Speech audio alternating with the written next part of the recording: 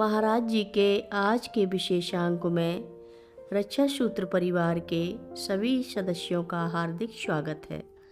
बाबा जी के भक्तों को राम राम। रामदास बताते हैं कि किस प्रकार महाराज जी ने उनका अज्ञान, भ्रम और मैल दूर कर उन्हें निष्कलुष बनाया। वे कहते हैं, वृंदावन में एक आकर्षक व्यक्ति वाला एक युवा साधु भी था। वह अंग्रेजी बोल लेता था और उसने महाराज जी के कई पश्चिमी मित्रों से मित्रता कर ली थी। वह उन्हें नगर और नगर के बाहर के खास धार्मिक स्थलों को दिखाने भी ले जाता था। कभी कभी पश्चिमी लोग उनके कीर्तन में भी शामिल हो जाते थे। मुझे भी कई बार बुलवाया, परंतु मेरी इच्छा कहीं जाने की नहीं हुई। महाराज जी के सानिध्य में ही मुझे सुख मिलता और उन्हीं का स्मरण करता रहता। लेकिन वह युवक साधु मुझसे निकटता हासिल करने का प्रयास करता ही रहा। उसने एक दिन मेरे लिए खाना भी भिजवाया, लेकिन मुझे यह अच्छा नहीं लगा। मुझे इसके इरादों पर संदेह होने लगा। मेरे भीतर शायद उसको लेकर प्रतिस्पर्धा ने जन्म ले लिया। कभी कभी मुझे अपने विचारों के प्रति अविश्वास भी होने लगा। कुछ ही दिनों बाद हमें प्रयागराज जाने को कहा गया, जो वृंदावन से 200 मील दूर था। वहाँ हम लोगों के ठहरने का इंतजाम किया गया और बाबा जी दादा के घर ठहरे थे, जो हमारे स्थान से 1 मील दूर था। हम लोग रोज बाबा जी का दर्शन करने चले जाते। एक बार हम 3 लोग रिक्शे से दादा के घर पहुँचे। वह युवा साधु दादा के घर के सामने एक पेड़ के नीचे बैठा था।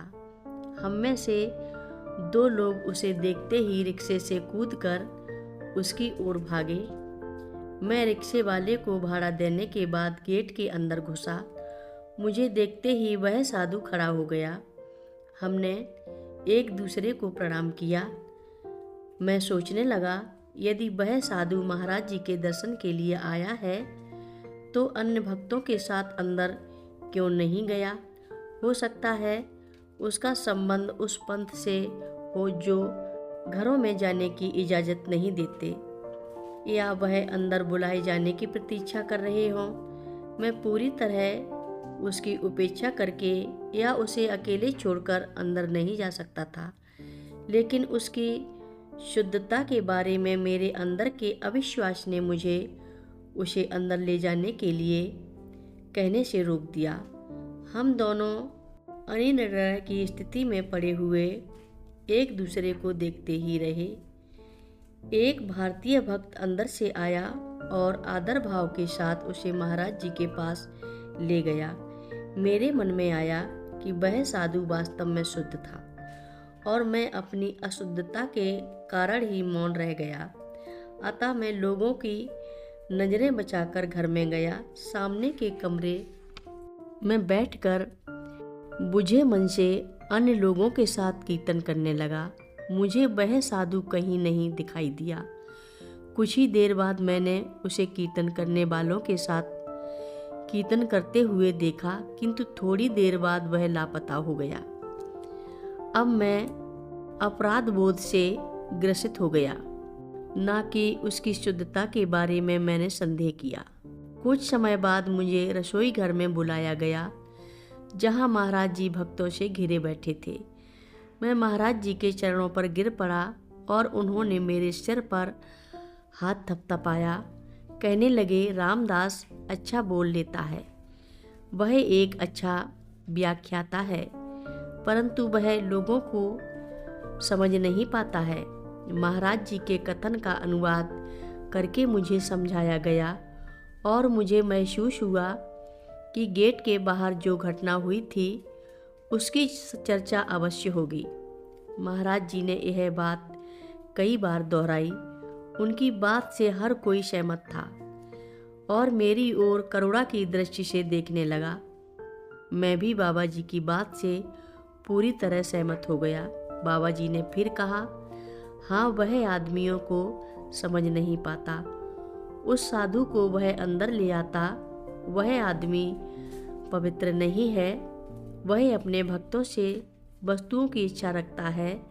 ऐसा कहकर उन्होंने मेरे सिर पर जोर से मारा और प्रफुल्लित होकर हंसने लगे।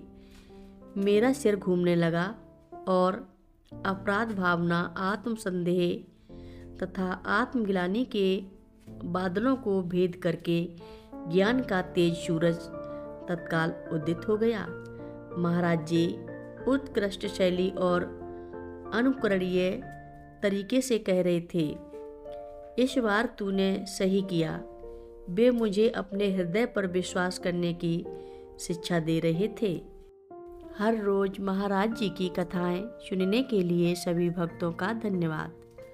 सभी भक्त रक्षा सूत्र चैनल को सब्सक्राइब करें, शेयर करें, लाइक करें, घंटी बजाना ना भूलें। कमेंट बॉक्स में लिख भेजें, जय नीव करोरी बाबा जी महाराज। सभी भक्त मिलकर बोलो, नीव करोरी बाबा जी महाराज की जय जय बोलो, सिद्धि माता की जय जय बोलो, कैची धाम की जय जय बोलो।